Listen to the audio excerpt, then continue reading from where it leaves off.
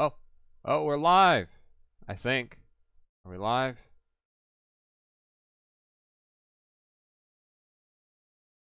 Yes, we are. Okay. So, this is going to be the full update in Teasers video. Just so you know, it'll be 2 hours long. You'll see why.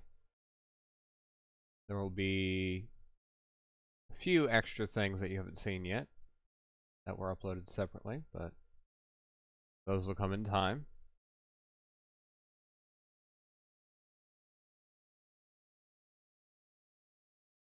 So enjoy it. I put a lot of work into it. I'm glad it's ready to go.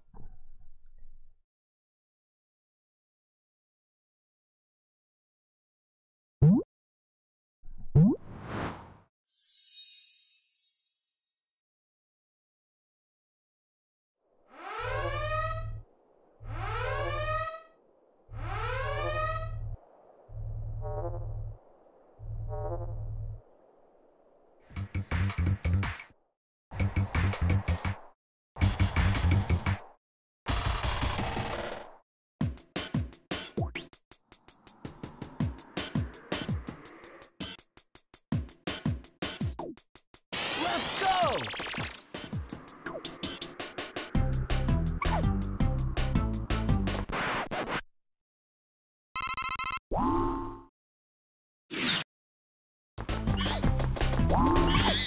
Gotcha!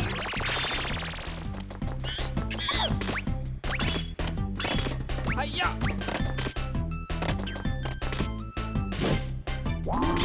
Yeah! Gotcha!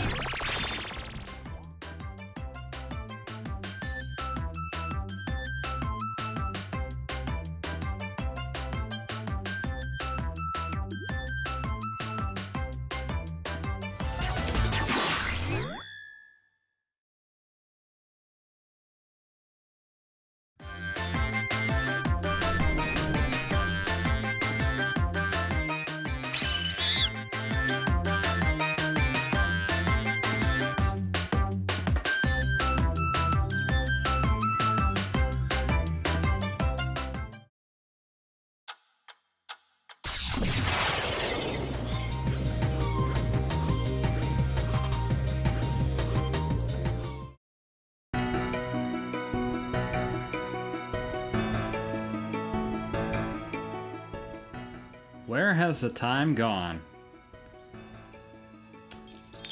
I suppose that's a good question to ask for all the games we're showing off today.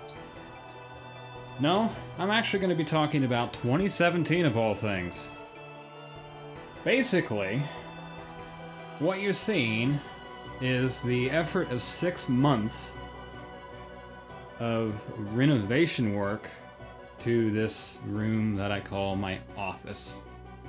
And I'm here today to show you my setup, you know, everything, looking to add some stuff to it over time. But I'll show you what I got today, and maybe some other time I'll show you what I'm adding. So, where shall we start? Probably at the door here. Okay, so we have a little shelf here. There's a little bit of Little Big Planet merchandise there. Both of those actually came with a Little Planet 2 Collector's Edition copy of the game. We have a little plush sack boy here. And a bookend, or as it were, a game end. This little shelf here is for just snacks and stuff. Because I get hungry working on stuff and videos and games and playing games and stuff. The door stopped because my door is stupid. What exactly is in this little tote here, huh? I guess I'll just pick it up here. A box of Skittles I haven't ate yet. These are called That's It fruit bars. I heard about those from a certain NES YouTube channel. In fact, both of these snacks here are from recommendations from various sponsors of the YouTube channel. I'll go off. I guess I'll show you the flavors here.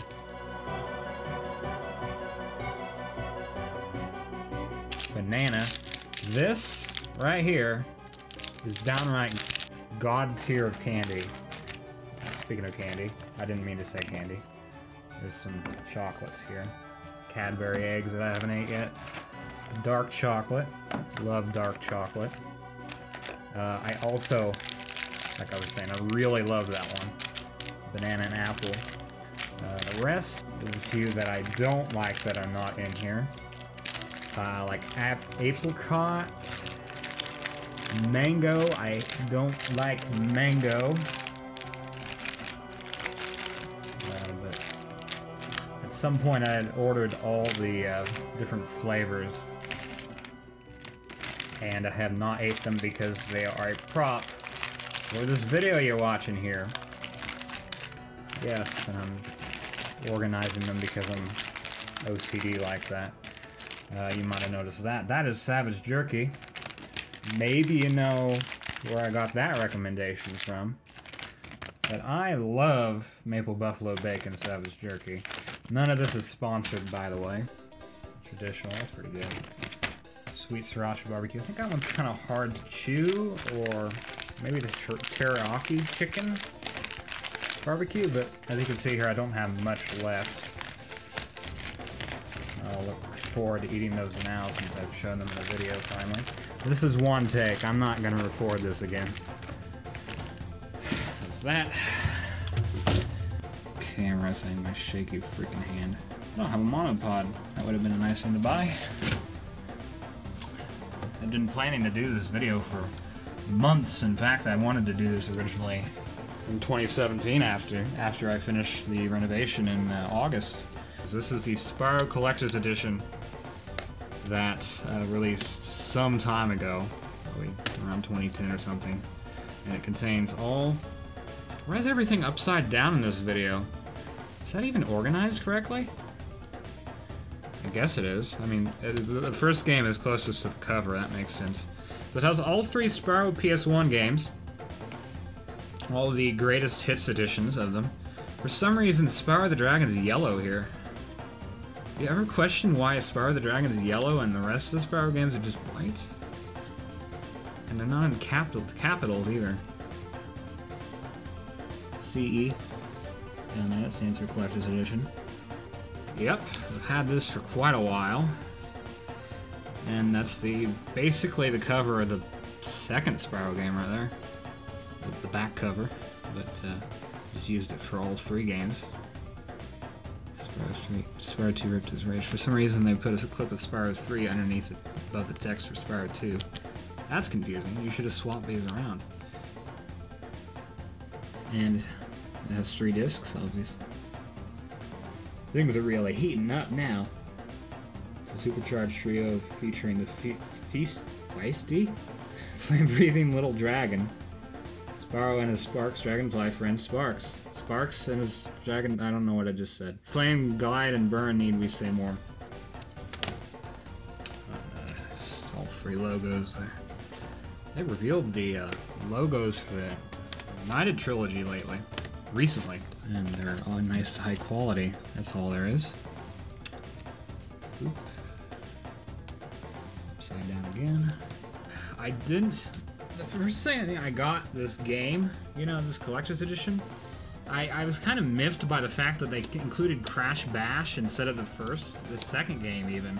I would have rather seen the second game in here instead of Crash Bash. That's just my opinion. I don't think Crash Bash is a very good game. Mainly because it's so damn hard. I guess it's a good party game, but I've never played it with anyone. Of course, I love CTR. Crash Warped is my favorite of all time Crash game. Again, they reused the back of the box art for probably 3, but the art and stuff. Crash, Crash, and more Crash. Crash Warped is the adventure you've been aching for. Then put the pedal to the metal and as you race with the best of them in CTR Crash Team Racing. Head off to the finish line with Crash Bash, the best assembly of competitive games around. What are you waiting for? Crash Team Racing, Crash Bash, Crash Bandicoot Warped, No number there on Crash Bandicoot Warped. It's fairly obvious that's the third game, because there's no second or first game. I get why they didn't include the first game, though. It's not the best. Yep. You can tell it's kind of worn. That's just me sliding it out, but I've actually never touched the majority of these. I've probably touched Spyro 3 once, just to load it up, but the discs haven't actually been used or very well taken out of their packaging, because I already have the original copies, so why would I want to do that? I don't know if there's any differences with the Greatest Hits version of Crash, though. But Spyro 3... Whoops. My boxes! No! Spyro 3 has music differences that I was very confused about when I first learned that, but Spyro 3 has finished tracks, or they were included on the disc, they just never programmed them to play. In the, Jesus Christ, the initial release of the copy. You guys know that if you're Spyro fans, so I'm just going to move on. Okay, so basically this shelf is my top 3 favorite things in life right here. Back to the Future, I got this year. This is the Complete Adventures, the 30th anniversary, I believe. Complete Adventures Blu-ray set. F off Blue DVD, you're in the past now. Also comes with digital copies. I'd gotten a few DVD sets in the past. Yes, I do mean DVD sets. And Blu-ray sets, actually. I love Back to the Future. It's my favorite movie of all time. My favorite of any movies at all. I'm not going to even bother taking these out. But what this includes is just multiple little sleeves with the discs in them. There's like 4 or 5 different discs. For 3 of the discs, obviously, have the 3 movies, but the 4th disc is probably a bonus feature set, but the last disc contains the complete collection of the animated cartoon, which I have never seen, and I'm very much looking forward to seeing this. PG, huh? Whoa. The ratings got really strict nowadays, huh? I was not expecting it to be PG. You could pause the video and see what it says exactly here. But that's that. Just let you read that. I'm not even gonna bother. You saw how well that worked with Spyro. Yeah, I think this is really awesome for collectors. But I'm not just going to collect this. I'm going to watch everything in this package here. It contains a art book, a visual history.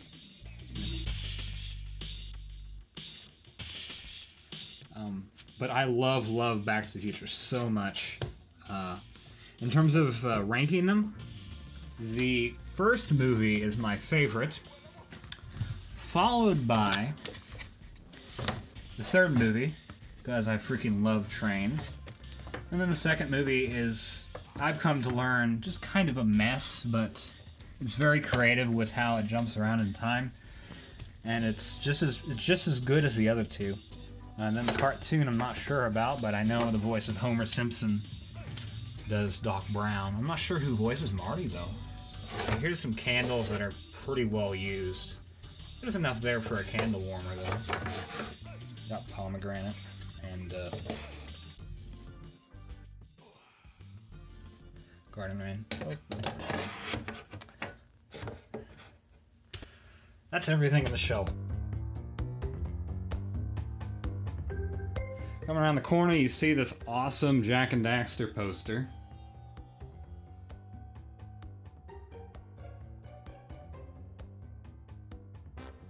And a fan I've picked up within the last year or so.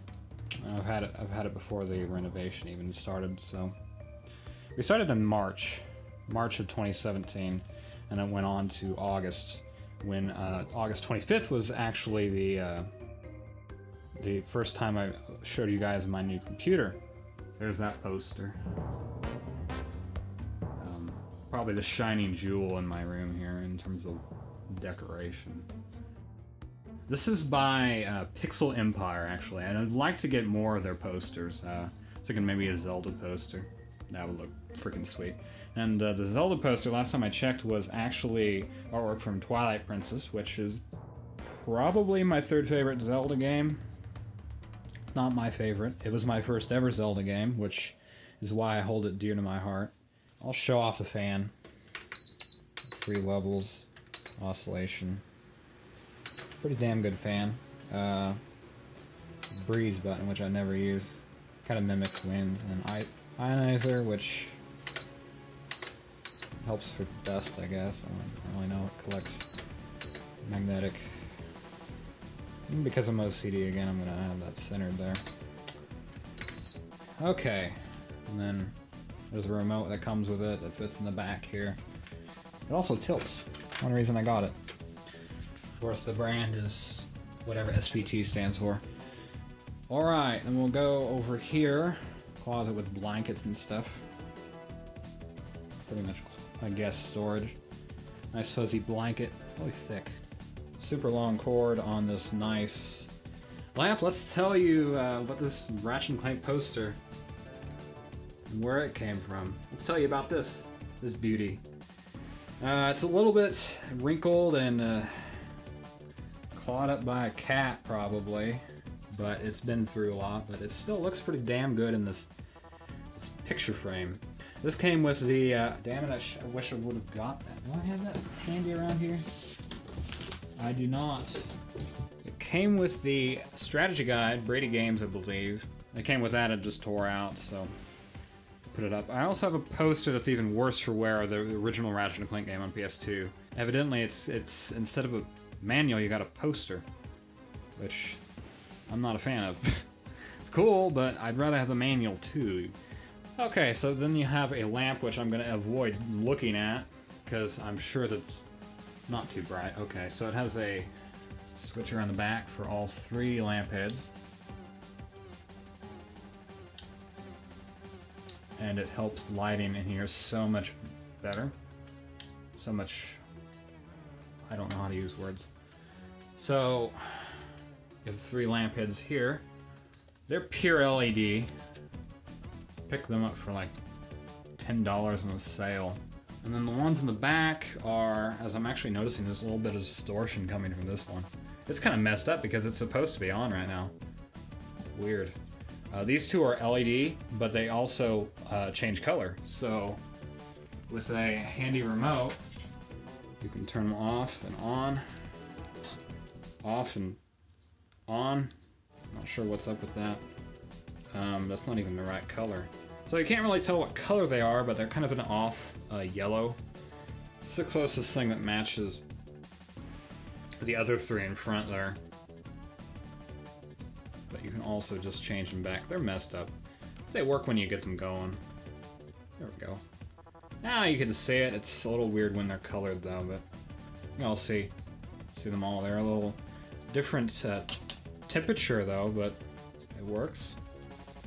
And then with the remote, you can't see very well. You can change. These are preset. The hearts are presets. There's just basically 2 presets. Yes, they're going to the colors I programmed. I have a color wheel, and the middle button is for pure white. The preset I had them at is a purplish color because of Spyro the Reignited Trilogy. Oh, okay. I can back up a little, you can see it better. I'd say that matches Spyro's color scheme. Of course, those are cool for holidays and stuff, so you can have Christmas colors be red and green or something. But I think I'll keep it like that for a while. Spyro hype.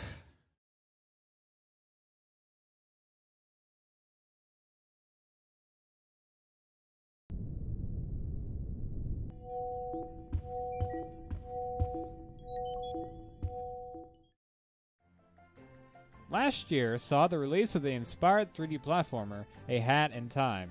It took elements from minigames I like, such as the 3D Mario games Super Mario 64 and Sunshine, or games like Banjo-Kazooie and Spyro. It has a similar personality of the Paper Mario series also, something that shows with the nonsensicalness of the antagonists in A Hat in Time. They are still bad guys, though. Well, fortunately, I was able to play the game during last October, and let me tell you, I downright fell in love with it. It went from being an in-development game that I was barely aware of to one of my favorite games of all time. The time following my first impressions video was filled with playing nothing but a hat in time. I just couldn't stop until I had finished it. And how about that video I did, huh? Well, for those that had watched it all the way to the end, you might have noticed a message I put there. It said that a Let's Play would be coming, at some time. Well, that time is very, very soon. Whether it's from having a role in the next big movie or being punched by the Mafia, there will be stars with Hat Kid come this July.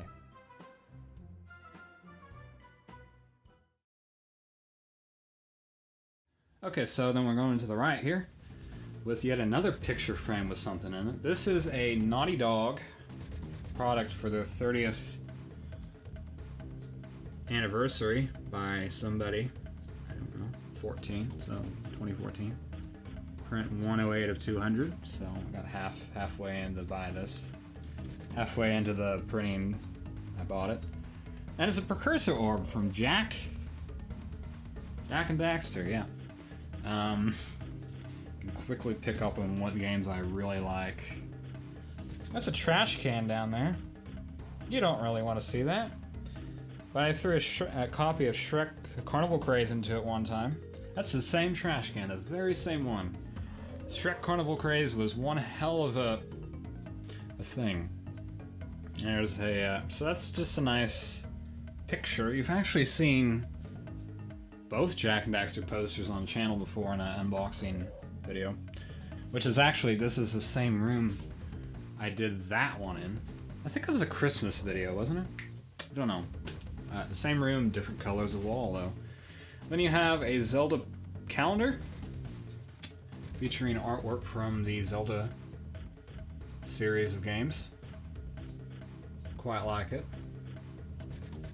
This is the first one that had Breath of the Wild artwork, even though we knew about it way before that. That's from Ocarina of Time, the original one, not the 3DS one. They released new artwork for 3DS.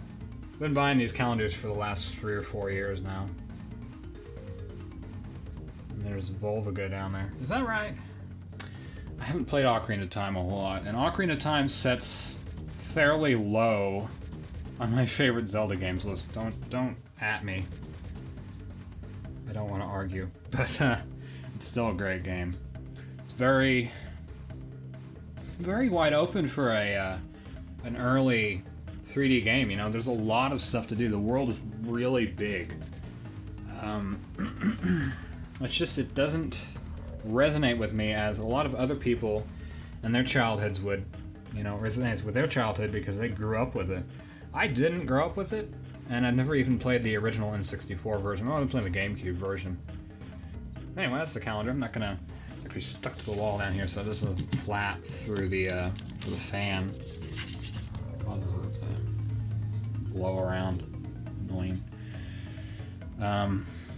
Let's see here. April? I think April. Yeah, April was Breath of the Wild. Gorgeous. Of course, that's the only Zelda merchandise I really have around here, but I'd like to get a poster from Pixel Empire. I'll talk a bit more about Zelda later, particularly Breath of the Wild. Moving down to my desk area, we have a cabinet that I got along with the Renovation project, and yet another piece of merchandise. Some of the official merchandise for Crash Bandicoot that came out around the Insane Trilogy's launch. That is just a coffee mug. I guess it's a coffee mug. I haven't really drank coffee out of it or much of anything other than water. Down here we have some fan-made merchandise. This is a bonus level platform from the Crash Bandicoot series, particularly the second game, probably. I would know if I went to the Etsy shop of who made that. If you look on the back of it, it actually shows who made it. Yep, Mary Ella. Awesome stuff. There's quite a bit more stuff, but I controlled my spending a little. And then we have a coffee mug warmer. Speaking of coffee, that actually won't fit on there. So it also works for candles. So you can melt a candle that doesn't really have much of a wick left. It's just random stuff, including the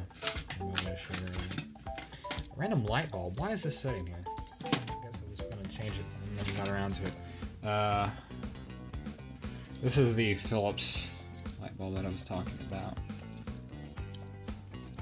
Got cheap from somewhere. Best Buy, maybe? I don't know. Before I open all those drawers and show you how I have everything organized, I'm going to show these 3.5 millimeter jack cables. There's 2 of them down here. This is something I introduced a while back ago when I started live streaming a whole bunch more. I started improving the quality of it. I think that was something I introduced during the first charity marathon stream we did, which was Jack and Daxter. But basically, these are for streaming from a more comfortable position. You just hook them on these little hooks here, and they kind of stick out like that. And then for demonstration purposes only, I'll show you a pair of earbuds here that I never use, except for like 3DS and stuff. This one's for audio, for microphone audio. It's actually pink, the typical color for input jacks on computers. Just ticks in right there.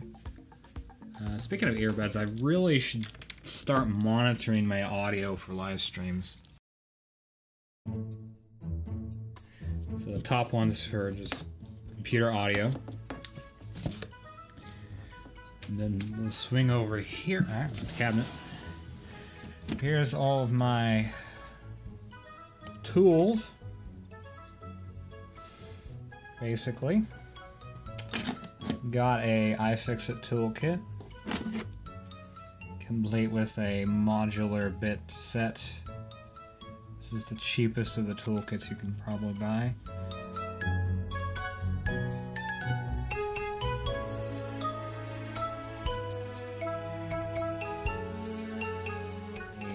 DualShock 3 controller that's been taken apart for months. It wasn't working right. So I still haven't put it back together because I broke the wire off of a vibration motor.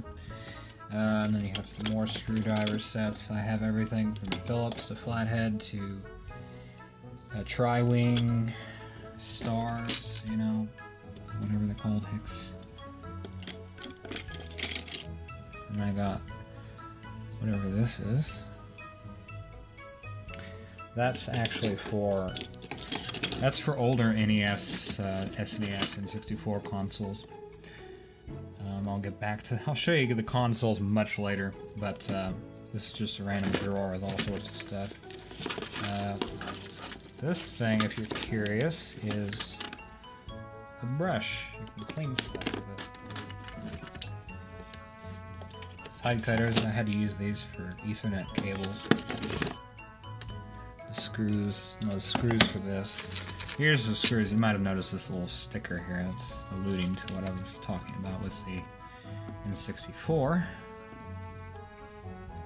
These are what I've used. I'll show you in a bit. These are what I used for the Ethernet cables.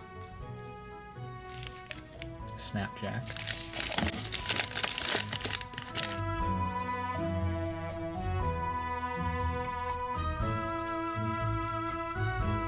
And you have office stuff. Double-sided tape. Tons of batteries. Zip ties. Velcro. Good Velcro. Battery charger. Lens cleaning screen cleaning cloth that I haven't used. Super long zip tie. I don't think I was using that for a case stand or something on a computer. Alluding to that again, we have a soldering kit. Bunch of wires. These are micro USB and USB Type-C, including your cables, audio extension. I want to plug my phone in. Then you have micro USB. Did I say mini USB or micro? These are micro USB. These are mini USB. Far less of them. There's less stuff. 3DS charger. That's all that's really in this basket, but this one's fuller because it has a lot more stuff in it. An LG Blu-ray drive that's not in anything yet because I don't have a media PC yet. Home theater PC. A cutting board for cutting paper. Really the only place that would fit. In fact, there's a Chromecast. I can't get it out right now. This is the carrying case for my mod mic. Super cool modular Antlion mod mic, version 4. That's a magnetic mic that attaches to any headphone you want to attach a sticky magnet to. Okay, there's art stuff basically.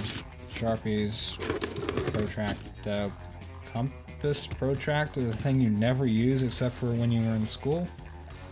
And back there's some silica gel for when you spill water on electronics. Of course, there's some just papers, folders, that sort of sketchbooks. Basically, I sketch not a whole lot nowadays. I used to sketch a lot more when I was into the Little Big Planet. I used to come up with level ideas. Here's a sneak peek at this update video. I actually sketched up some stuff for the update video. I'm not going to show you anything more because those things haven't came yet. I like game design and designing, you know, like level design and stuff, so that's what I use that for sometimes. And YouTube. I like sketching out stuff before I commit to it. It was just a random hard drive I took out of PlayStation. Put that in my NAS, network attached storage. Here down, this is just a bunch of computer parts and stuff. I'm not going to go through it. This is a magnetic LED strip for a computer. Here is the old mouse that I used to have. Some Corsair memory. That definitely does work with the AMD Ryzen motherboards. I'm getting really technical now. That's what happens when you open this can of doors. Wireless keyboard that's Bluetooth from Dell that I've had for years. Use that for gaming. I've never really played a whole lot of multiplayer games. That's all that was in there. The box was filled with manuals and stuff from the past. The bottom drawer down there. Manuals, CDs, operating system.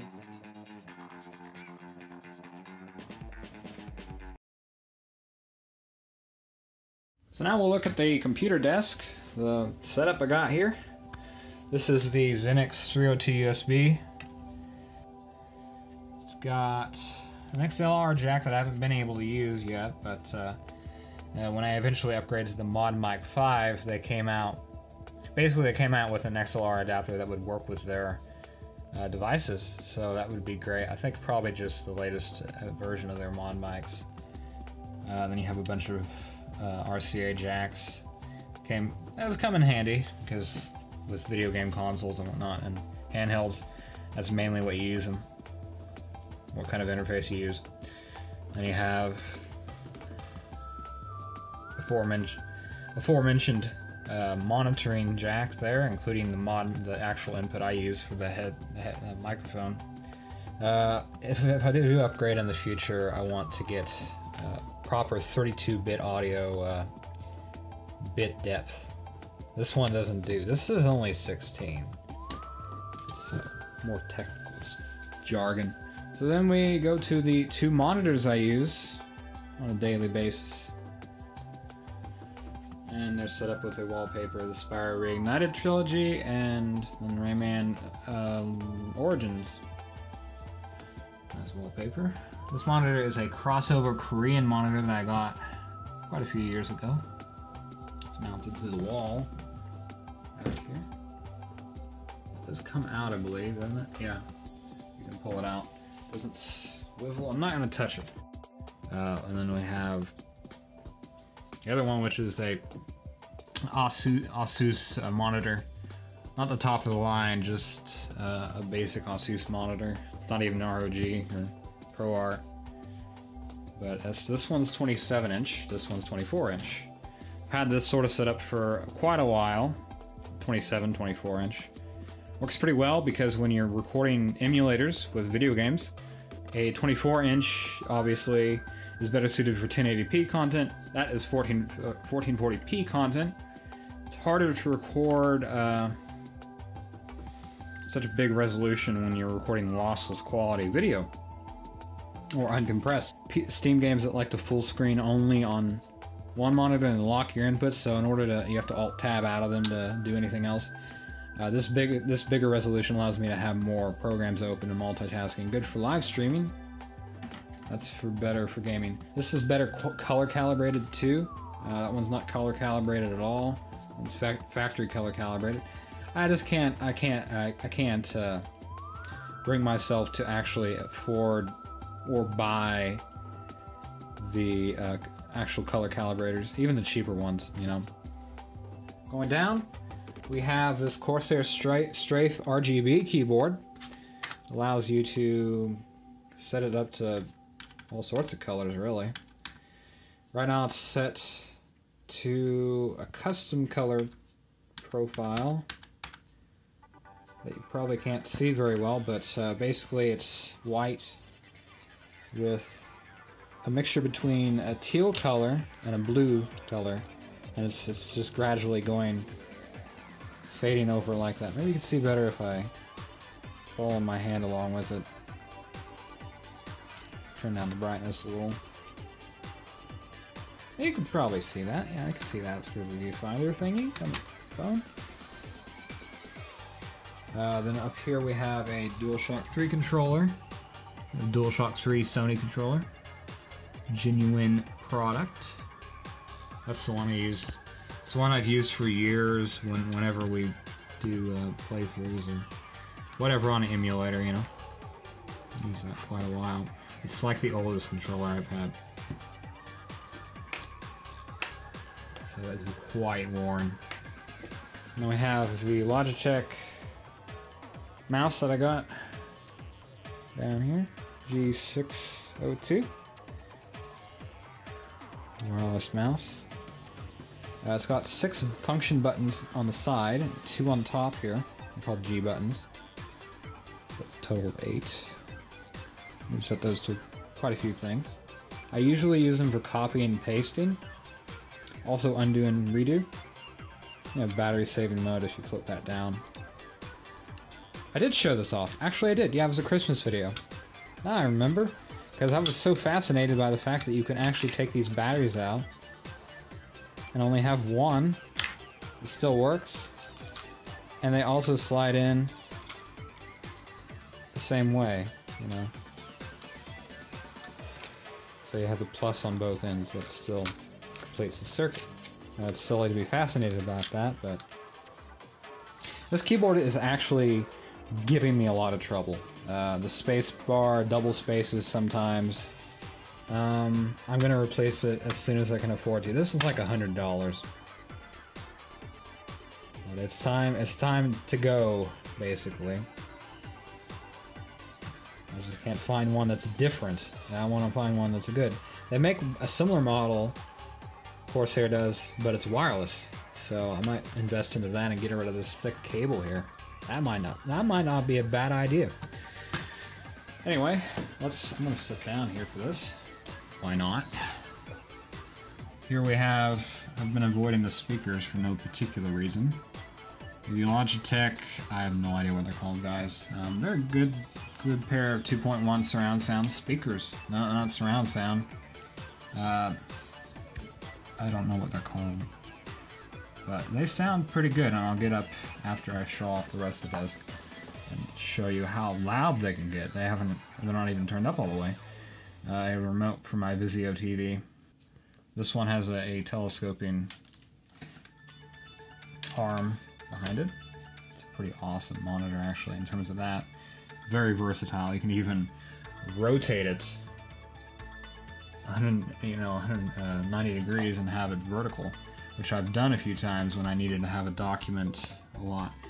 Down here you can see it's kind of dark, but there it is. It's lighting up. Then here's my 3DS, which I also unboxed for Christmas at some point. It has a Mario design on it. Pretty cool. This was $99. Hella steal. And it actually supports 3D games, so you can play stuff in stereoscopic 3D without glasses, which I use it more often than I don't. Right now, there's no game in it. But I'm pretty much retired from Animal Crossing New Leaf. Eagerly awaiting the release of the next Animal Crossing mainline game that doesn't suck. But last time I used it was actually for a Harvest Moon game spin-off. Story of Seasons, yeah. That's the last time I played it. Down here below you have the handy GameCube controller. It's protected from dust, thankfully, because I never really get to use it. Side note, I'm sorry for A Hero's Tale for taking so long. It's Spiral A Hero's Tale. It's just... I don't know why it does. I just never get around to recording it. USB-C cable there for charging my phone. And stands wrist rest. Anchor battery pack with a cable. My phone's not dead. I had to charge it for like 30 minutes so between the recordings. Around the corner you can see the 3DS yet again and a monitor stand along with cashews and peanuts. I like cashews. I like me cashews.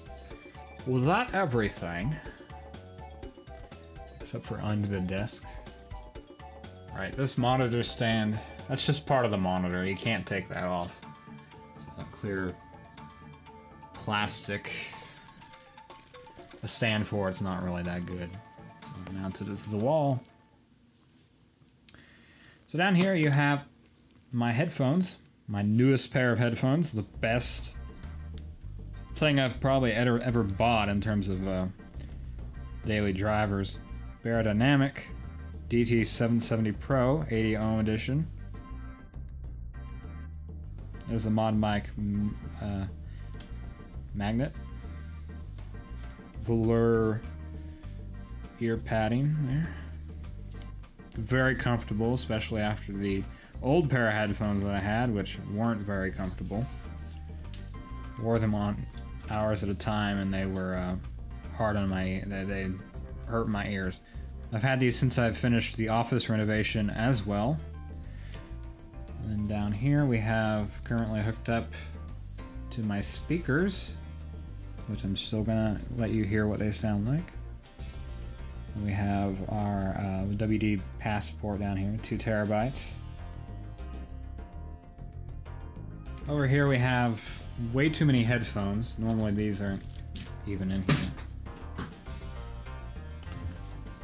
They're very warm. They don't quite work right.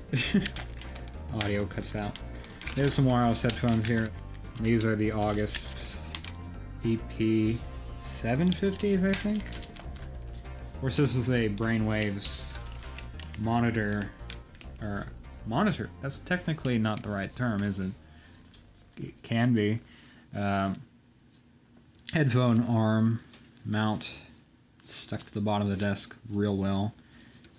This Velcro strap for cable management.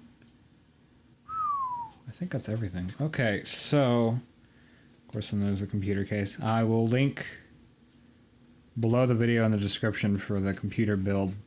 And it is a sad, dark computer without an LED strip. Pretty happy with the computer right now.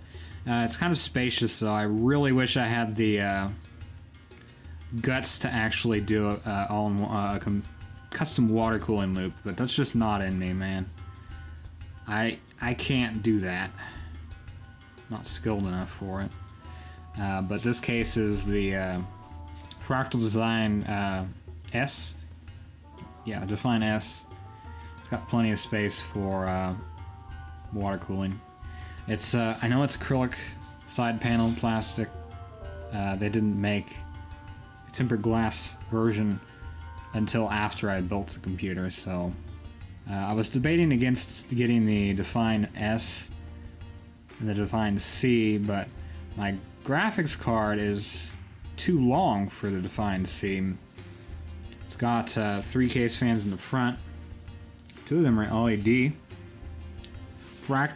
Fractally useless. Play on words. Corsair 850i. Modular power supply. Modular power supplies are a godsend for cable management.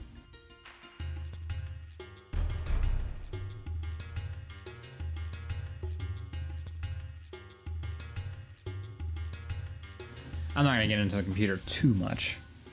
You can just see a separate video for that. Now I'm going to stand here and play some music.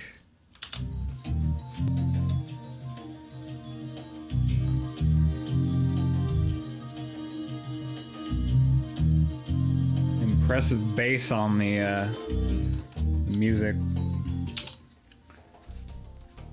I like that song too. That's good bass.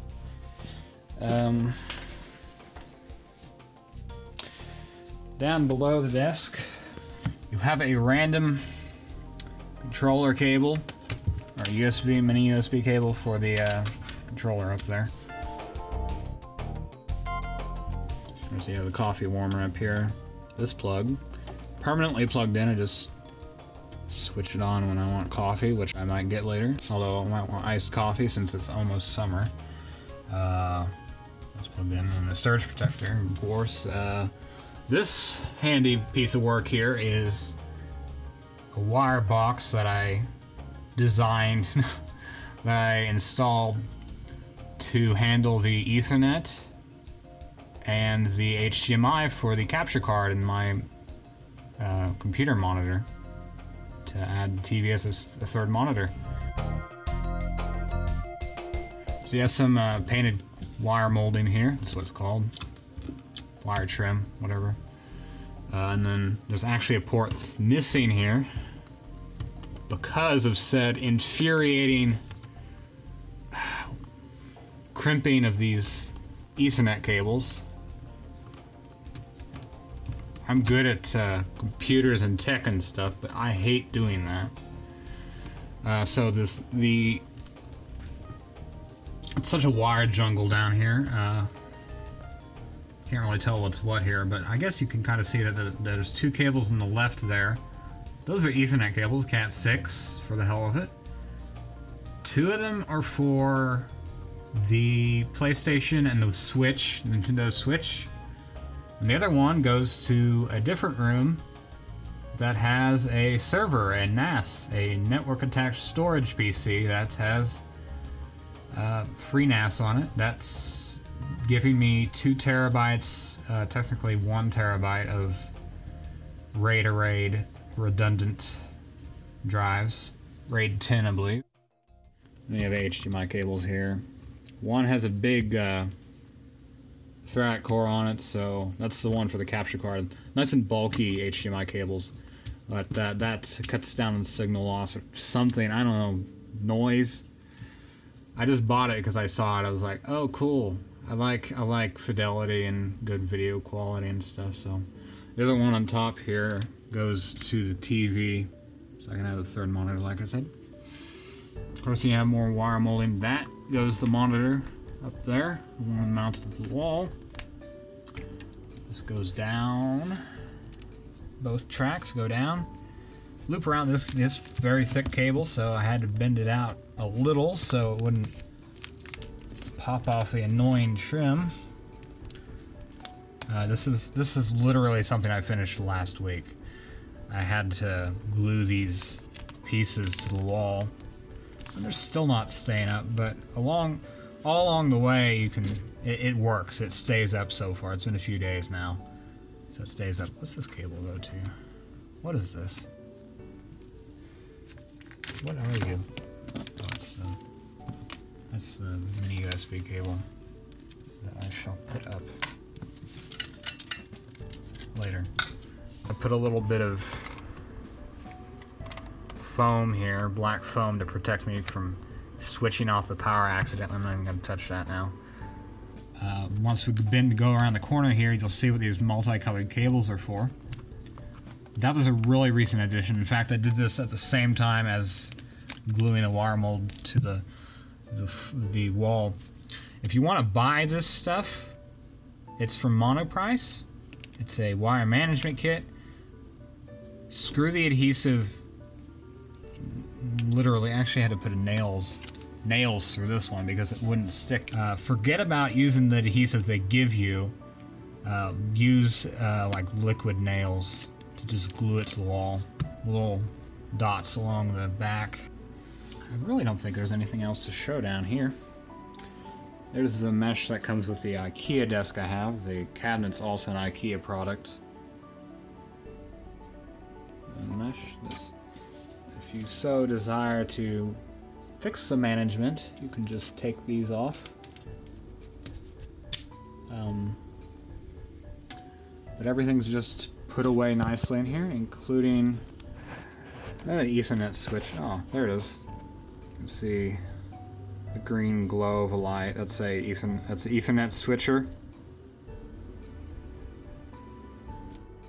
That's running all the Ethernet cables. USB hub up here, a 7-port USB hub, also from Monoprice. Does a good job. USB 3 transfers everything just fine. There's a sad story about a previous product that I won't mention because it's crap. It was another 7-port USB hub that literally caused me to lose quite a few series of YouTube videos because it just didn't work right. The connection was lost when I was transferring stuff, archiving stuff, backing stuff up to the external drive, and you know, it sucked. So I didn't want to use that anymore. The Monoprice one I would recommend. Just stuck up there with Velcro. Go back up top side. This last button here is for the audio mixer, the audio interface. And the two over here, one's for charging my wireless Bluetooth headphones, one's for the external drive. So I really don't use a lot of them. I only use 3 of the 7 ports, but it's nice to have that many rather than less. Yeah, let's get back up here with the cool stuff. There's the audio interface. And the mic, since it's magnetic, is actually down here under the desk. Just stuck up there. Take those back. I didn't show that, but if you let them dangle, you literally can't tell they're there. Those cables are also good for when I want to play PC games with headphones from my beanbag, which I haven't even mentioned. Went around it. I did mention the blanket, though. Beanbag is blue. I like the color blue, don't I? I also like purple. Here's the curtains and the blinds that I have here. But those are Better Home and Garden blinds.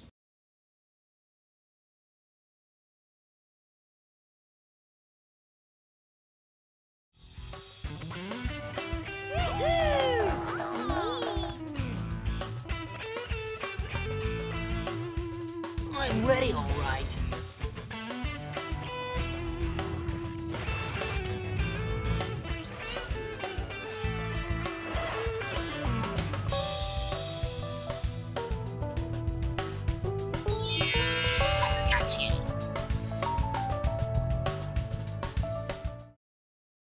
All right. Over here, I already showed off my blinds, is the game shelf. The super awesome game shelf. Earlier I said that poster is probably the best decoration of the room. This is like the main attraction, probably. So let's go top to bottom, obviously, that makes sense. Right here is the first motherboard that I ever built a computer with. It's a gigabyte board. AM3 platform, I believe. AM3 Plus, whatever. On top here is a glow-in-the-dark Power Moon from Super Mario Odyssey. That was made by Closey. She makes a whole bunch of gel-like trinkets. Yes. It's a moon. She does some Splatoon stuff as well. She updated that design to have some sort of glittery effect to it. The shape of the moon is different too. That one's orange. Saw earlier I have a red one on my keychain. Okay, then we have the Crash Bandicoot files, how Willy the Wombat sparked marsupial mania. This is a collection of art and level design of the Crash Bandicoot trilogy, originally designed by Naughty Dog. Here's a little bird clock, bird. And back here you have some more keychains. One of Uka Uka and one of Cortex in the Crash series. This is the other half to the book stand I have. The game stand, Little Big Planet 2. Speaking of which, you have Sackboy from the Little Big Planet 3 Plush Edition for the PS4 that I ordered and bought and played like 2 times. Haven't played it anymore since then. Some more Crash memorabilia. We have a TNT, Crash Bandicoot 1-Up box, crate, Nitro box, Nitro crate, TNT crate. These are candles. Scented candles, which smell sort of fruity. As you can see, I've already used the majority of that candle up. The TNT, I don't know how to describe them. I would say probably mango or peach flavored, coconut, something like that. Kind of flowery, actually, probably. Not sure if it's made with actual natural ingredients or anything, but then you have 3 of the 6 amiibo I have. These are recently bought. These are from the Animal Crossing series, and it is a crime that in this entire room I do not have a single Animal Crossing merchandise poster or anything. I'd like to change that, so maybe I'll look on eBay or Amazon or something. They used to have a poster on Club Nintendo, but I never had enough points, and I don't think it was ever available when I was using it. So, of course, we have KK Slider, Toto KK, Tataka, Kazumi Tataka. He does all that, the music for the Animal Crossing series, along with someone else, and New Leaf.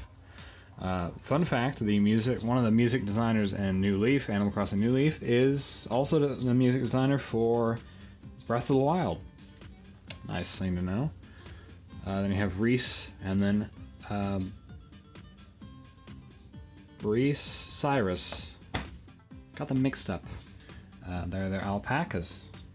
It's top of the shelf. I want to get more of these moons, by the way. A blue one for sure. Here's the first level of the shelf. Now these things are pretty dang cool. These are little toys that came from Taco Bell. These came out around 2002. This came from Crash 2. What happened, I remember having this, was this would stand, it'd click into a jet ski toy, and it would have wheels on it and, you know, roll around. That's that. Kind of looks better up there, actually. I might just leave it like that. Sparrow, you could stay right here. This is actually definitely from the Enter the Dragonfly video game. It's kind of yellowed. That's how you know it's old. 2002 Universal Interactive. That's about the same time Sparrow Enter the Dragonfly came out.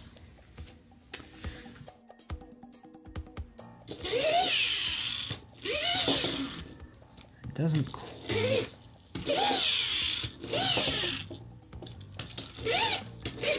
It doesn't quite work anymore, but it was supposed to charge up and the wings would flap. Not sure what I'm doing wrong. And I believe maybe the tongue lit up. These are cool little toys. Something that is probably the biggest crime of my entire childhood was I had a third toy. It was a little, like, inch-tall, plush Sparrow character, probably for Year of the Dragon, actually, and I lost it. Yeah, sometime in my teens, I lost it, and I don't know where the heck it went, but that is probably the rarest Sparrow thing I can think of. I don't have it anymore, and it costs like $100 on eBay for the only one that I did find. It's probably not even there anymore. Okay, so here's the games, and thankfully enough for you guys and myself, I'm not going to go through all these games. This is the first row of PS1 games. If you really feel dedicated enough, you can go through them. Satiate your curiosity, I'll pull out a few of the ones that don't have a cover.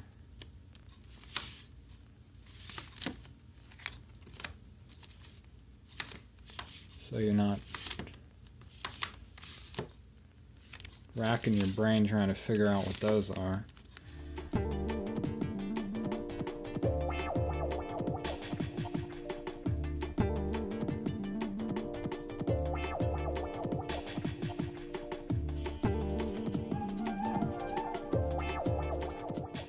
Volume 8. This thing is my childhood right here. This disc caused me to like all console video games from there on out. That's that one disc. This one came with Spyro the Dragon, Medieval. It had a video of Rugrats. Search for Reptar. Those three games are really special to me. I don't have Medieval. If you stop to look, there is no Medieval game in here. That's bone-related pun here. That's just crying shame. Skeletons don't cry. Yeah, PS2 games. Probably my biggest collection out of all the systems I have. Out of all these, there's actually about a dozen games missing because they don't have good cover art, or none at all. Some of them were used copies, so that's one reason I'm not going through this. This video is getting long in the tooth. Then you have some DS games. I've never really been into handheld gaming, so there's only 4 here. But the DS was not my first my handheld console. The first one I had was a GBA, and this is the only remaining legacy of that GBA. His Crash purple hand. Actually, if I can open it here, I believe this is also the Huge Adventure. I had Season of Ice back in the day, but that was lost from me at some point. Okay, so another Mary Ella creation here is a small TNT crate made out of real wood. Pretty cool. Got a bunch of change in it right now. Some more PlayStation 2 games. The international eye of you would be able to point out there's a few Japanese games here. You got Ratchet and Clank Up Your Arsenal, Ratchet and Clank Deadlocked, and Saru Get You 3. Collection of Wii games. Everything is alphabetical except for the sore thumb of the Wii collection here. Everyone's Wii collection, probably. Nintendo New Super Mario Bros. Wii. I got all the Crash games. I have every single Crash console game as of now, because I bought Crash Mind Over Mutant and Crash of the Titans, which, hot take, this game is not that bad. You guys just don't like different things, evidently. And then you have some Wii U games. I do have a Wii U. Got both Legend of Zelda re-releases here. The Skylanders series. Another hot take. Skylanders, the characters, are well designed. I like the design of the Skylanders characters. You can say what you want about Spyro. He's kind of pug-nosed, ugly, you know. Much rather prefer the original design of him, but it's just a different alternate universe, if you will. I didn't show off Link's crossbow training in Wii Sports. There. Another hot take with Skylanders. The games are not that bad. They're fun, especially with multiple players.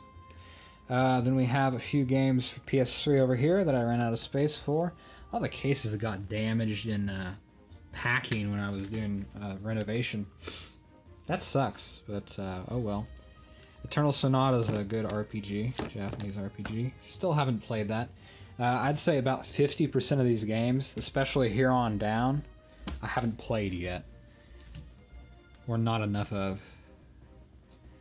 Eco, I'm debating. I think I'm gonna have to play both versions actually. PS4 remake. More PS3 games down here. Yep. Metal Gear Solid. Mod Nation Racers. All the Ratchet and Clank games. Western Booty obviously doesn't have a United States version unboxed. Skate. You guys might have noticed the Tony Hawk series up here somewhere. There's Tony Hawk. The last good game in Tony Hawk is actually not American Wasteland. It is Project 8 for the PS3. I have Proving Ground because why not? I enjoyed it enough. Select few PS4 games I have, including unboxed copies, not unsealed copies of Final Fantasy X Remaster, Horizon Zero Dawn. Can't wait to play that game. And, is Uncharted open? Yeah, Uncharted's open. Everybody's Golf. Guys, I don't have Hot Shots Golf 4 up here, but that is my favorite of the series. Hot Shots Golf is a lot of fun. Actually, there's a few games. Actually, in the past I've played Tiger Woods. There they are, Tiger Woods. Why did I buy this? I have no idea. Well, two of these, you could say these two, I have no idea why I bought them. Hot take, Revenge of the Flying Dutchman. Broken ass game, but still very nostalgic for me and very fun. I have affinity for extreme sports games, so I have SSX3 here. The only one I'm interested really in buying, other than the PS3 version, the PS3 release. So then we have a few more games. Next time you see this, you'll have Spyro the Dragon on that shelf there. Going down one more level. We have the Super Nintendo Classic, complete with 2 controllers. I don't know where the controllers are at the moment. Legend of Zelda Breath of the Wild Explorers Edition for the Wii, the Nintendo Switch.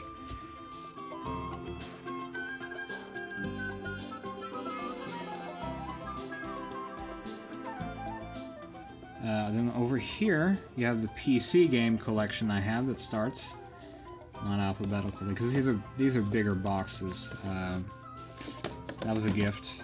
It's not even. It hasn't even been opened. Pirates of the Caribbean at World's End. If I had to choose a second favorite movie trilogy or series, it'd probably be Pirates of the Caribbean. I mean, it's fun. It's fun series. Here we have a Roller Coaster Tycoon expansion pack for the second game. We have Roller Coaster Tycoon 3. I like simulation games.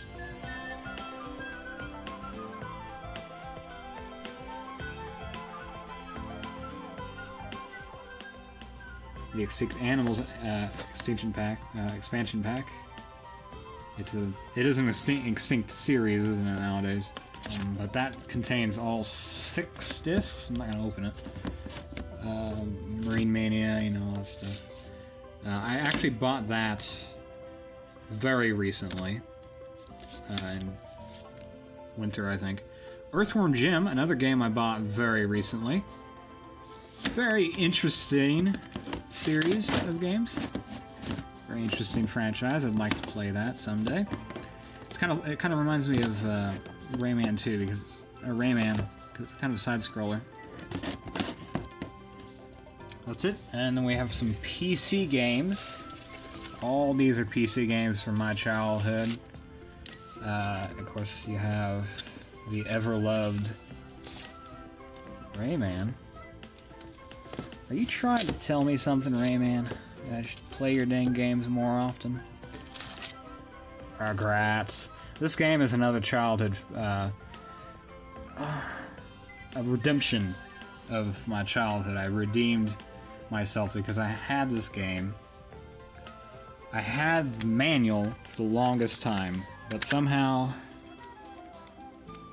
I was a bad child for some reason. I wasn't usually a bad child, but I guess I stole the game and I came out with only the manual. My parents had to return the game because I wasn't supposed to have it. And that's just how much of a fan I am of Rugrats.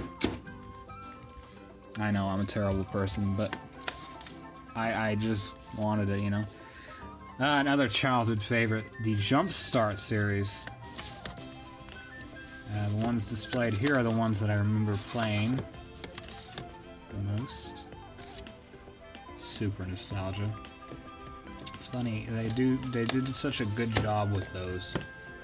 For some reason I got Math Blaster. I think that came with one of those.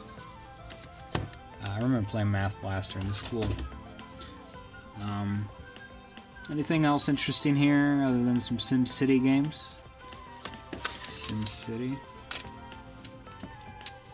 3000 Unlimited and 3000. Sid Meier's Sim Golf, guys.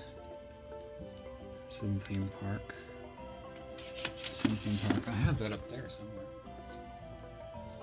Ooh, Toonland. Toonland, man. Jeez. Nostalgia. The cool train game with this. There's like a puzzly train game in this series.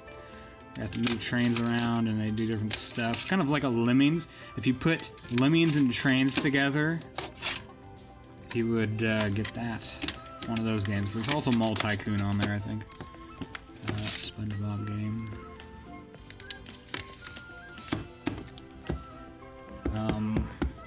Holy crap, I didn't show you freaking Encarta 95, guys. Oh, that's not the game I'm looking for. JK, Curse of the Monkey Island. Curse of Monkey Island, I'm sorry. Got the name wrong. Got the Monkey Island series. There's actually... This is a thrift store purchase. But this comes with few discs. Comes with the original Monkey Island. And the second one.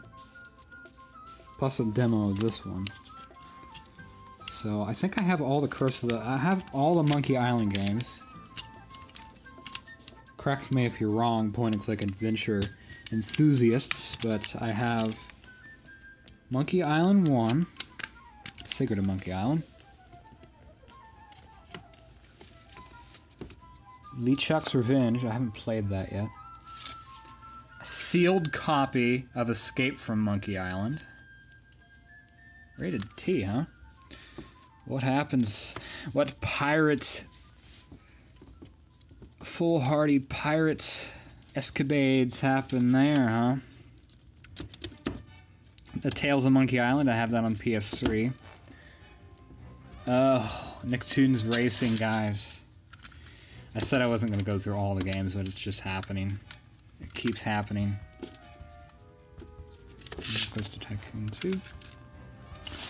The original Roller Coaster Tycoon right here. And one final show off. Another childhood favorite. I really, guys, when you think of my videos and stuff, you probably think of console games, but as you could tell, I'm actually really into PC games, especially point-and-click adventure games. I actually never heard of Monkey Island up until recently. Torrens Passage. I actually haven't played the original Monkey Island except for the DOS version. So I missed out on all the cool music. Okay, that's Torrens Passage is a very good point-and-click adventure game made by the same folks behind Leisure Suit Larry. It's a family-friendly sort of point-and-click adventure game. Don't get any ideas. So down here we have the ever-growing 3DS collection. I actually am more into the 3DS. I didn't show you. I have two 3DSs actually. A blue one, which is a little damaged actually. Got a scratch or so on it. Down here in the shadows, lurking about is, or sulking about maybe, is the three Vita games I have. Uncharted hasn't been opened yet. I need to catch up on Uncharted. Such a good series. That's why I don't have Uncharted 4. Animal Crossing New Leaf is my second favorite. I like the original Animal Crossing. Here's the basket of controllers I have. A Wavebird GameCube controller. An original GameCube controller that I've had since I've had it. Indestructible, these things are. N64 controller. This control stick's a little whacked out. So I don't really like that one. A Nintendo Switch grip, non-chargeable. Buried here is a fake Sony PlayStation controller. This thing's fake as heck. The 6-axis doesn't work right.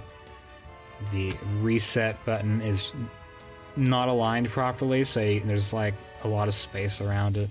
It also charges, the lights blink differently. It's charging, I think. And you have the best... Oh, this one's blue. This one isn't the best PS2 controller I have. It's cracked. I had a bad habit of breaking controllers from fits of rage when I was playing games. I went through so many controllers. PS4 controller. Silver controller. This is the second one that I got. It's kind of wore out too. It's a goodie though. And the white one's out of commission. I hope to fix it soon because it's really a nice one. I bought that to replace the black one. Of course, I use a PS4 controller for modern games on my PC. So far, you haven't seen any Xbox-related paraphernalia. Okay, so then we also have the N64. You know, I'm just gonna say Banjo-Kazooie. That's all that matters. Let's move on. SNES Classic up here in the mini. If you want to see more, if you want to see the games on this thing, video of it, and commentary, go subscribe to the Nintendo channel. It's gonna come back. It lives. It will live soon. Then you have all the GameCube games I have. Of course, there's some missing here and there. Paper Mario, one of my favorite games, Thousand Year Door. Oh god, I love that game so much. The lauded Into the Dragonfly.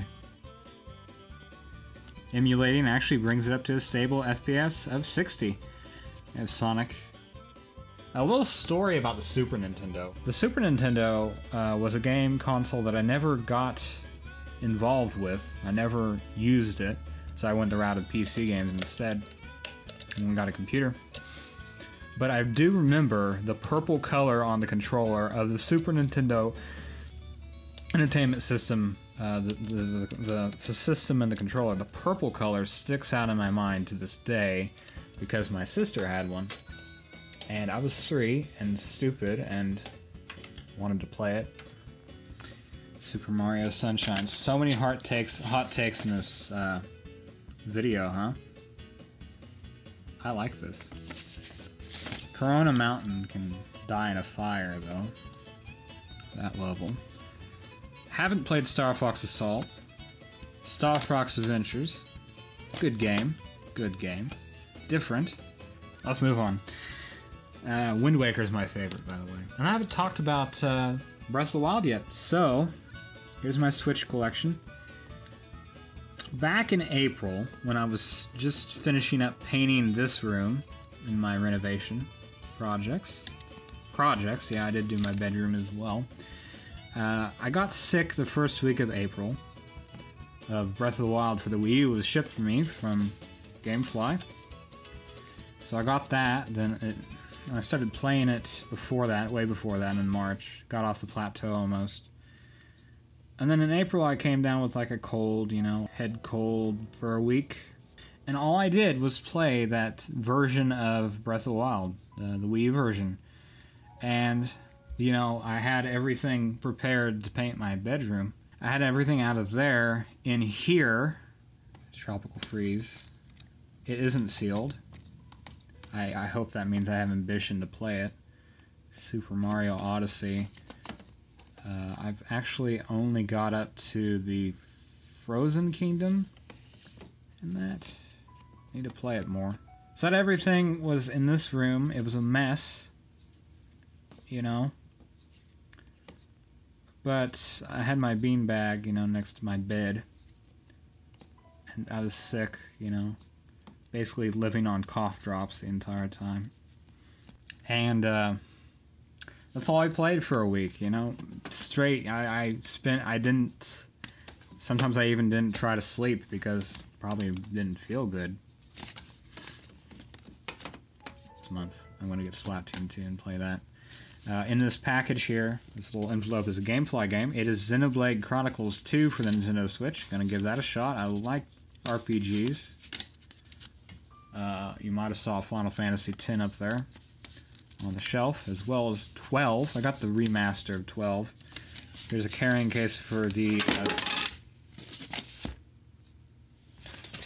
3DS, regular size. I actually got that before I realized it wouldn't fit, and the XL wouldn't fit, so now that I got a regular size 3DS, it fits.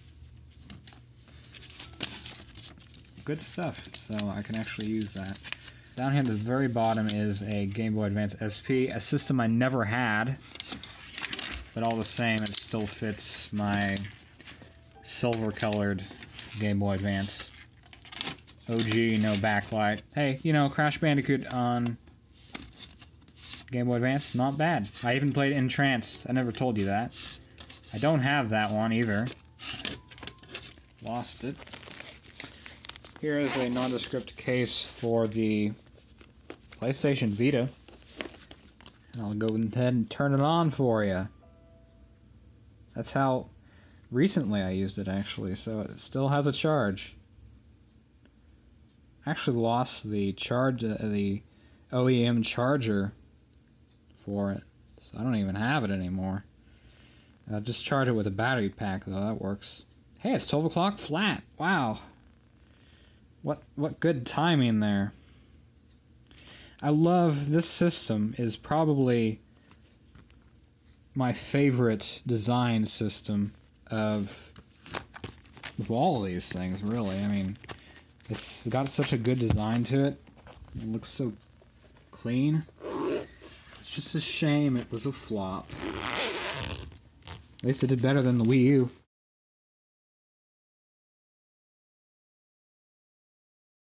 Here's something not necessarily new, but rather an expansion of an idea.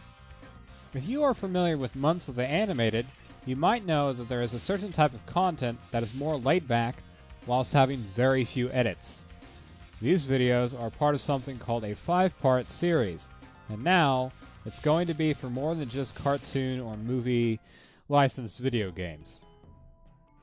The positives of these kind of videos include having commentary, not needing to be a completionist, not having to wait ages for new episodes to be uploaded, me being able to show off with my super speedrunning skills. Wanna see me run to that mountain and back? You wanna see me do it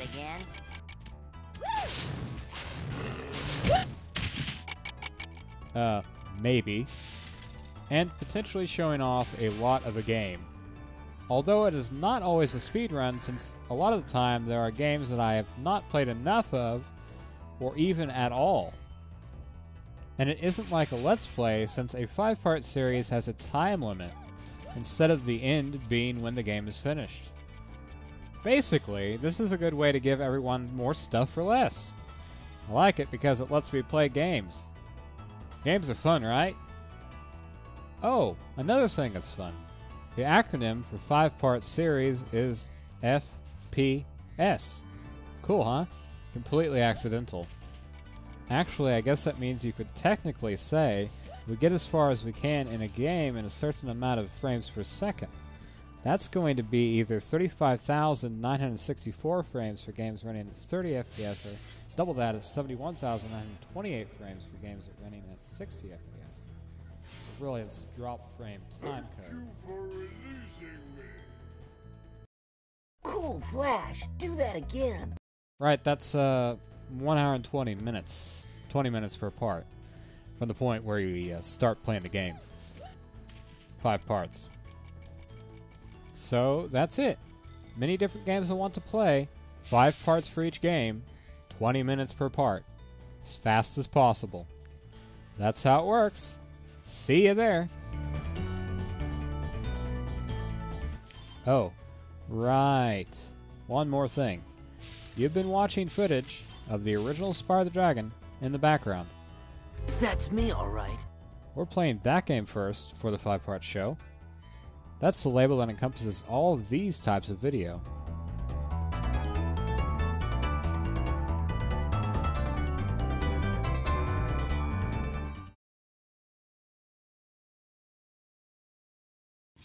That's all the games then I have to show you. Let's go over here. Sitting on the footstool here. Show off my neon blue and red Nintendo Switch. Take it out of the dock. And this thing actually has had a decent amount of time of use on it. I've played, I don't know how many hours of Zelda on it yet. I still haven't got to any of the Divine Beasts. Of course, I finished Wii U version. All in that 1 week that I was sick. And to be quite honest, that game really defined 2017 for me, you know, like throughout all the struggle of having to renovate this shit, because it took me 6 months to do the bedroom and this room. You know, and having all this clutter and stuff and not being able to use my computer for those 6 months, which means you guys didn't get videos for 6 months. That's really what this video is about. Explaining what happened and where we are now in this awesome room that I love. I'm willing to change anything about it. Here's a most recent addition to my collection of tech. Here's component cables, which are not in use yet, but they will be very soon. They go all the way with the rest of the cable molding. It's actually in between the two pieces over to there. Those are the multicolored cables that you saw. So that's that. That will be used for anything that uses component video. Here is my Vizio TV. It's going on 8 years old now. Probably a month or so, actually. Before that, I had a Magnavox big gray behemoth.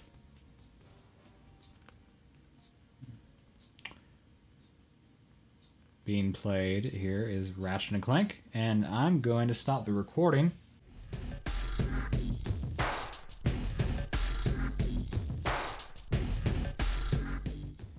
Like I said, getting kind of old. In the future, probably for Christmas or something, I'll get a I'll buy a nice big 60-inch TV and put it up there on the wall. Probably try to get a better brand this time. I don't know. Depends on the money.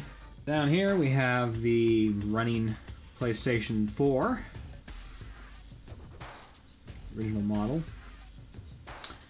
This is another PlayStation 4. Not mine. This belongs to my sister. Yes, the same sister that I mentioned about the SNES. I upgraded the hard drive in that to a terabyte. Yeah. So I still need to return it.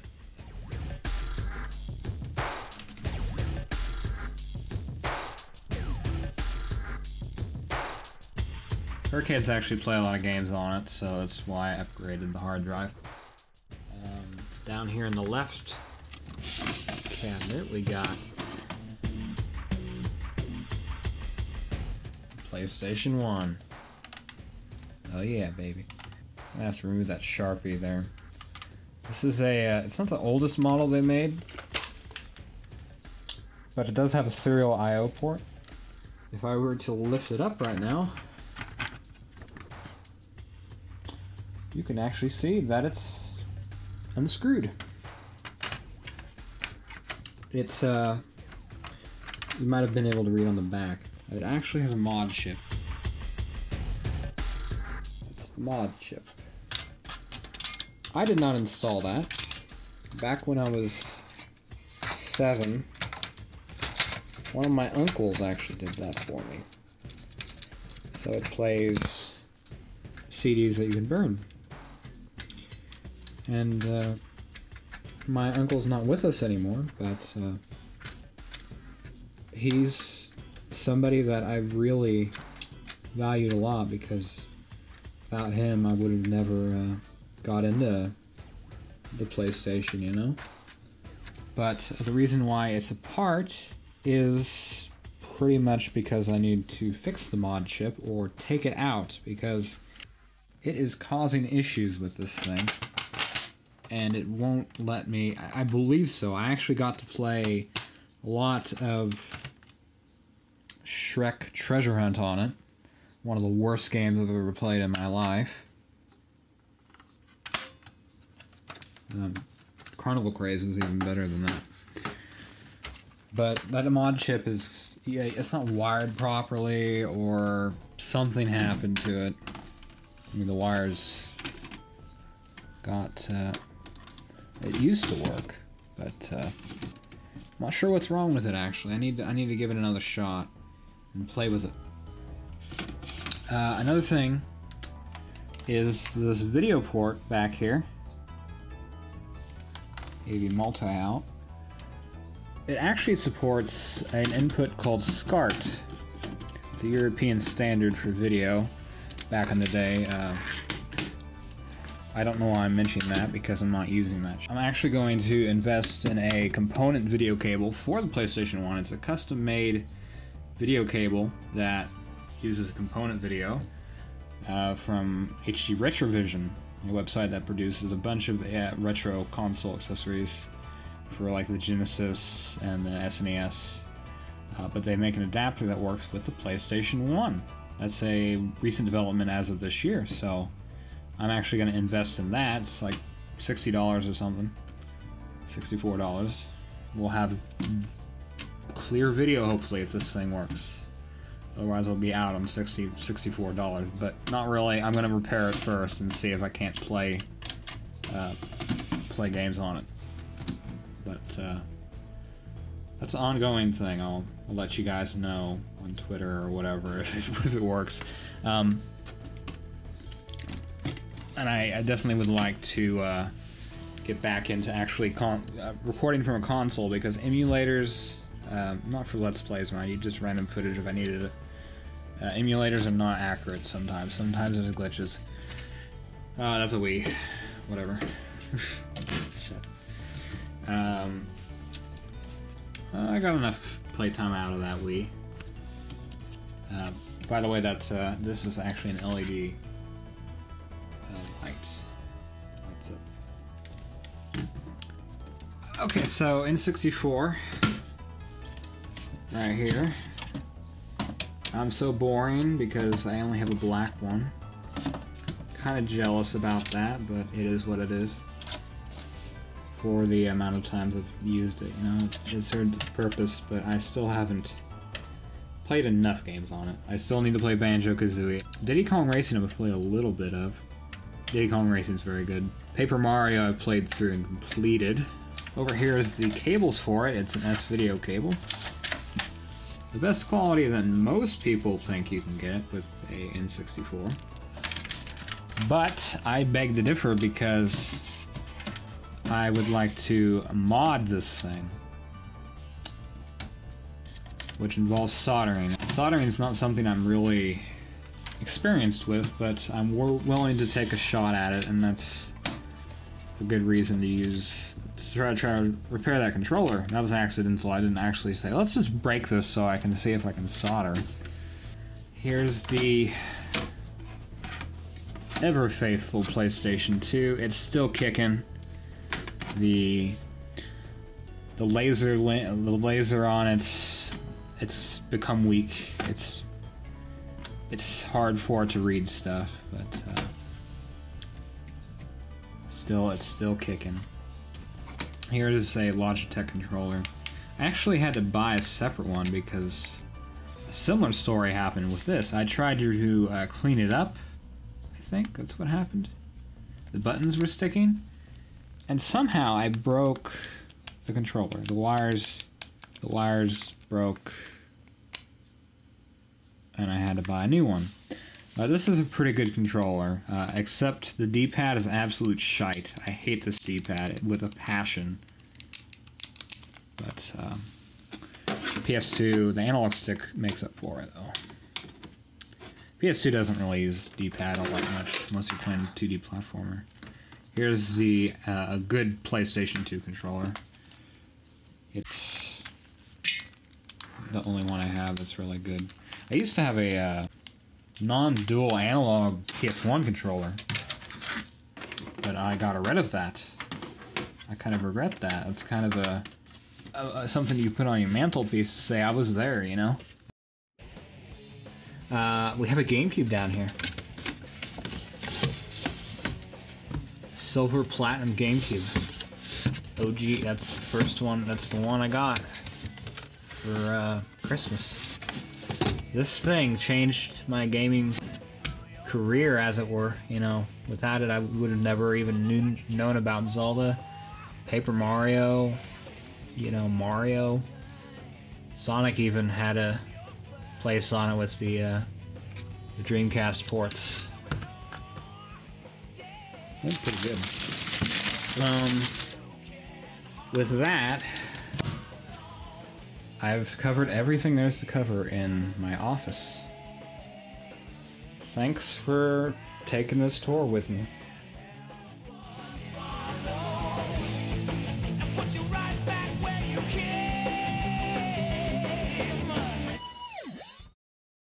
Time ties together all the topics in this update, so how about we go back in time a little? You might be familiar with the future trilogy of the Ratchet & Clank games.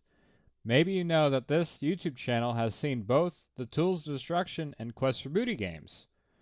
Thus, it is finally time to charge boot, or hover boot as it were, into the third game of the future trilogy, Ratchet & Clank Future: A Crack in Time. We'll be playing this game throughout a series of live streams eventually, but first we need to finish Quest for Booty. While we are talking about Ratchet & Clank, I'd like to call attention to a project that I started in 2016. It was introduced in the update and teasers video preceding this. It was going to cover Tools of Destruction by being a remaster of the original Let's Play. What's that mean? Well, the content would have been exactly the same, just in higher fidelity, all in the commentary, video, and the guide infographic. Unfortunately, this idea frankly didn't work out. I think it was a neat concept, but it takes too much work. I have to re-record everything I said pretty much in the same way I had to play the game in the same manner too. As for the guide information, all it was delivered through YouTube's now-defunct annotations feature. Yeah, annotations are no more. And that makes it a bit tough to do exactly what I want with the guide. Overall, it seemed like something I would be putting a lot of time into, only to have a artificial Let's Play of sorts. I'm ready to move past Ratchet & Clank Future Tools of Destruction already, gosh darn it. Though I suppose it would be kinda neat to bring back the format for a new Ratchet & Clank game, once Insomniac makes it. Hey! So that's everything I have to show off. I'm really excited to get going with all this new stuff, and I think you'll agree that there are a lot of things to take in on the channel right now. Don't be concerned with the various ongoing projects and series, however. From Ratchet & Clank to Spyro, nothing has been forgotten, and I do have the motivation to work on it all. You have seen that in this video. I have set goals in place to complete things alongside showing future content. Next update, where everything will be far less presentation-y, hopefully I will be able to say, so, we've finished this. Maybe there's one game you had a passing thought of that would be here, right? Maybe that game was Sly Cooper? Well, sorry to disappoint, but Sly Cooper Thieves in Time isn't coming. I enjoyed streaming the original trilogy, but this is one time machine I'll be taking on my own. Can't stream everything, you know? So now then, I don't really have one last thing for you, per se, but I do have a final thing to talk about here. With that said, play the transition.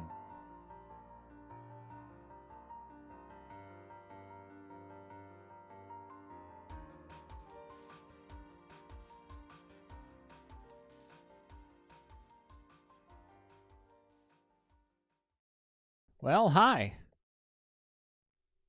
I suppose a proper introduction is necessary.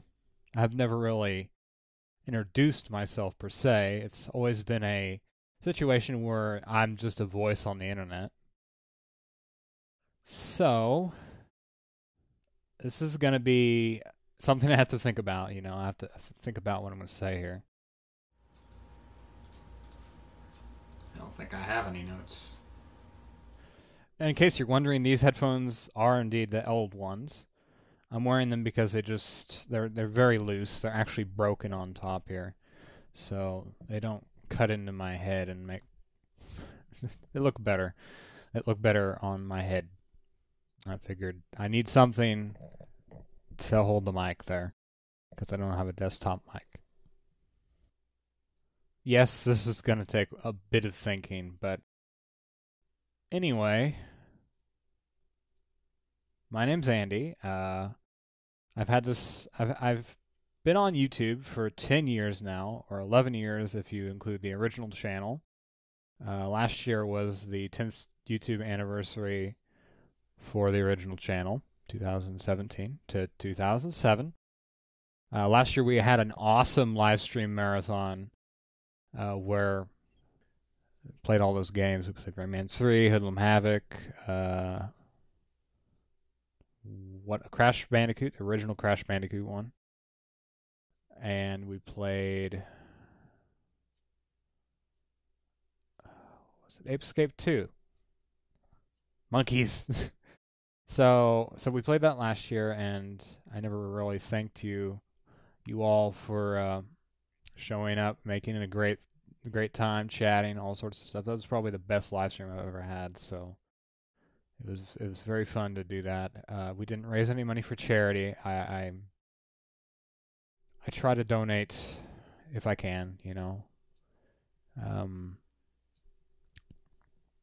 I started the YouTube channel all back then, and to this day, and it's grown to this date. We're nearly at 4,000 subscribers, almost 4,200 subscribers. That's just amazing, and part of why I want to do this video showing my face for the first time is I want to make more of a connection with YouTube, at least try. honestly, when it comes to YouTube, I haven't ever thought of doing videos with my face in them because I've given it a thought in the past. I was like, no. Second thought, no, never doing that. And I'm still not going to do that because technically, the technical side of things, it's just another thing for me to set up. I don't even have a webcam. I'm just using my smartphone to record this. It's kind of funky because there's file size limits where it has to stop the recording and restart it every like 4 gigabytes. And it's just another technical hurdle that I have to work with and stuff. And frankly, I'm satisfied with just being a voice in a video. That's fine by me. That's just what my content is, and I don't feel like changing that. Not really. And there's a reason why I've never decided to do this until now, and I'll talk about that in a bit. First of all, if you're watching this as a full-length video on YouTube, part of the update and teasers video, I'm not going to include the full I'm not going to include the full talk, the full message to you guys, because this video is going to be very long at this point. I've just finished the office tour. That's the thing with the internet. I've always been very good with words on the internet. I'm pretty good at English. I know how to write words. I know how to structure a sentence. But when it comes to speaking, I'm kind of a mess. So yeah, I'm just glad YouTube's kind of helped me with that, I guess. Of course, we started in 2010 with doing commentary, and that was probably hard, just as hard as doing this. I don't know. I guess something just spoke to me about that because I guess I was doing playthroughs, gameplay only stuff for years and years, like 2 years up to that point, or maybe 3. I don't remember. 2 years, 2008, 2009, 2010. And then we did a Let's Play for the first time, and I'm sure the mic was a shitty quality mic. Up to this point, that's the thing. I'm to this point today, I'm satisfied with the quality of the videos so much over what I used to go back to. It hurts to go back to the old videos because the quality is terrible. There's freaking videos with only one audio and one ear. There's just, the video quality is passable, I guess, for standard definition. I just made some odd choices sometimes, like stretching footage where it didn't need to be stretched. I learned a process. I learned how to edit videos. I learned how to work with videos, and I'm very good at editing videos, very good at production work. Not tooting my own horn, I think it shows. I have so much fun with it, and YouTube is a very big part of my life. And I can't imagine ever stop doing it. Ever stopping doing it.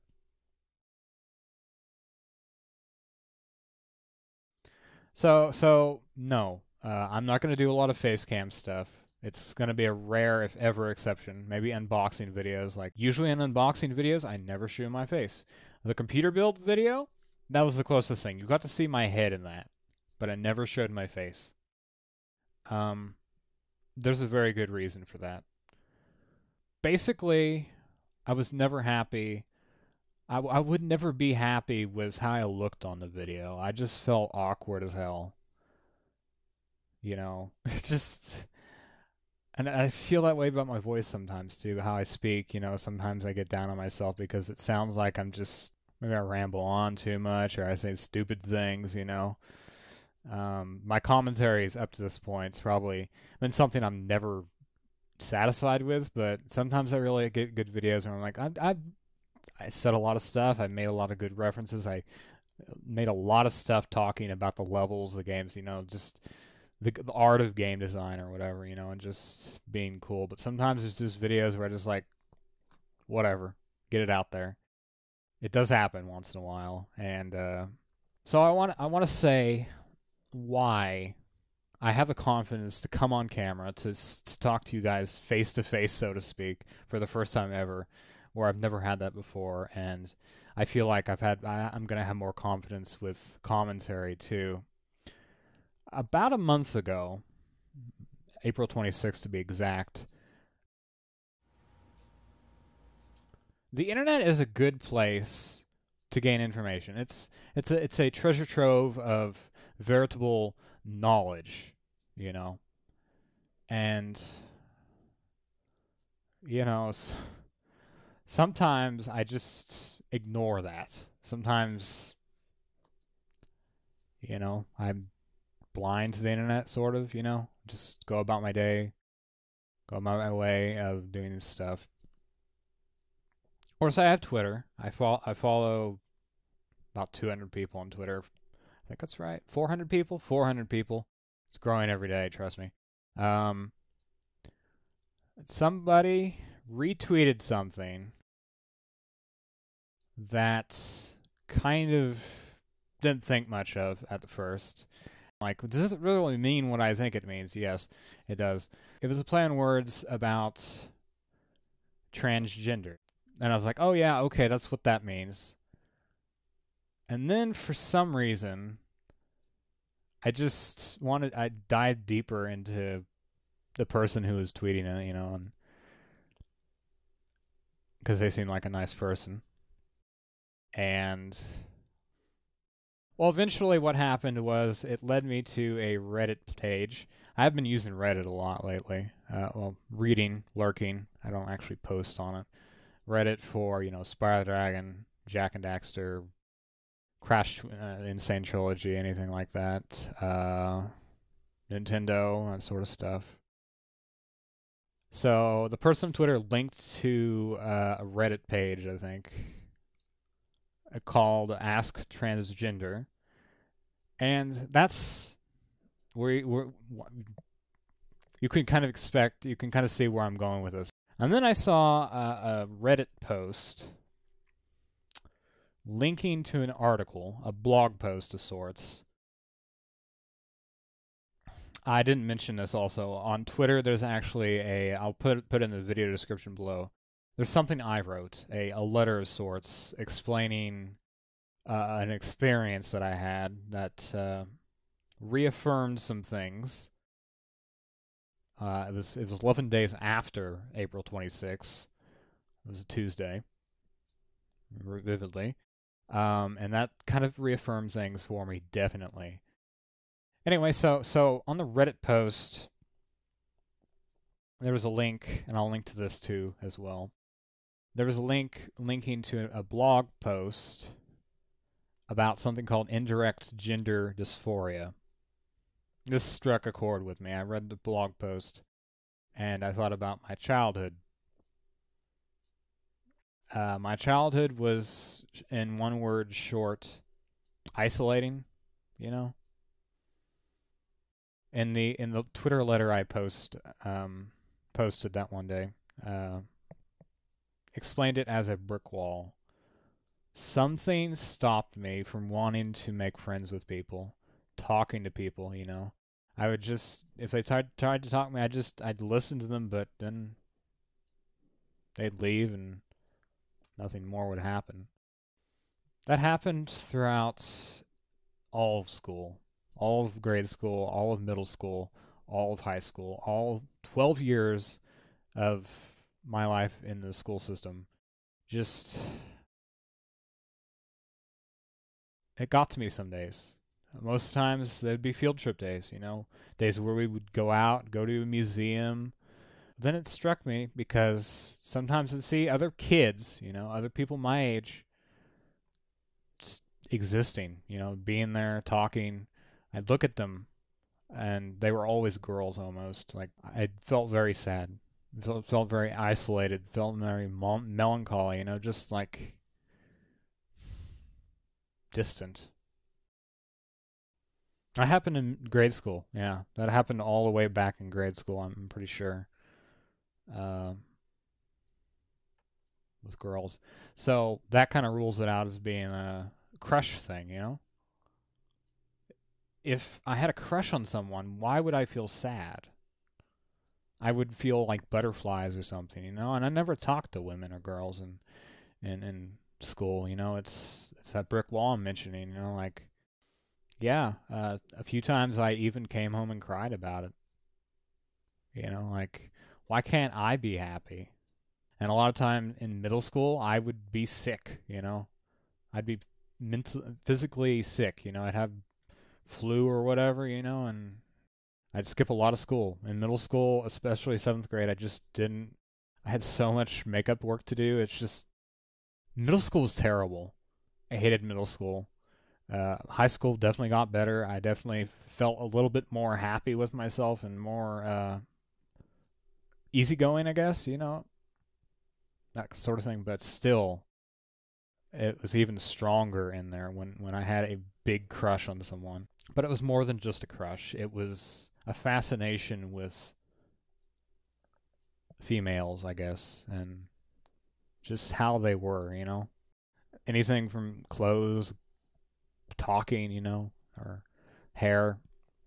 Middle school is the first time where I actually thought about the clothing, you know, and stuff, and didn't really think much of it until I got out of school, and then I could realize since I was an adult, I could buy stuff. And I bought stuff like that, and the article I'm linking to is just explains everything, you know, like emotional, crying. You know, there's just those times where I did cry a lot, like over things that probably didn't deserve it. I got angry too. I mean, I guess that's all I have to really talk about. It's actually quite simple now that I think about it. I mean, it makes too much sense. And you know, the week that I discovered that I was a trans female is just like the happiest moment of my entire life. I felt like all those years where I was emotionally dead, you know, all the way from grade school to high school to graduation. It's just like, I think that's about all I have to say about this situation. It's been a month now. Pretty happy with things are going. So that one day, if you read the letter I posted, it was actually a reaffirming day, but it was also a terrible day because I had a major anxiety attack and dysphoria, as it's called. See, I went through my entire life with indirect gender dysphoria, but as soon as I found out that I was trans, you know, it actually hit. You know, it's like this whole thing has been like something was locked away and now it's unlocked. You know, so it's both a good thing and a bad thing, but I wouldn't take it back. You can't really do that. Anyway, thanks for watching, guys and gals and in-betweens. We will see you next time on the next video, I guess, since this is the end of the update and Teasers 2018 special update thingamabob. You can follow me on Twitter at vingamersgaming, I think, one or the other. And you can follow me on the personal Twitter, the new personal Twitter I'll be starting up. Links will be in the description for that. The Vingamers Gaming Twitter will just be for updates. The personal one will be for pictures and anything gaming related, maybe, I don't know. Might put gaming stuff on both. But, yeah. It needed to be said, I think. You guys know now. I'm sorry about saying guys if that's triggering anyone, but it's just what I've always said on YouTube, and it's just part of my vernacular, you know? I'll try to stop saying it so much, but I can only do so much. Pronouns are a little bit of, yeah, no, let's not lie here. They're a big problem, and I'm just like, it's not correct. It bugs me whenever that comes up. So I guess I didn't say anything about coming out, you know, or transitioning. So in terms of the future and things that will be happening, it's not much, honestly. I'm not coming out, basically. I can't see that changing unless something drastically changes in my life. And I'm more than happy to be able to do it on the internet and coming out, because that's about it. I don't have anything else to say. I'm really tired, actually. I guess talking about this drains me more mentally. Anyway, thanks for watching. Again, I appreciate you being there and watching everything I put up. I'm probably going to go sleep now because I've had a busy day so far.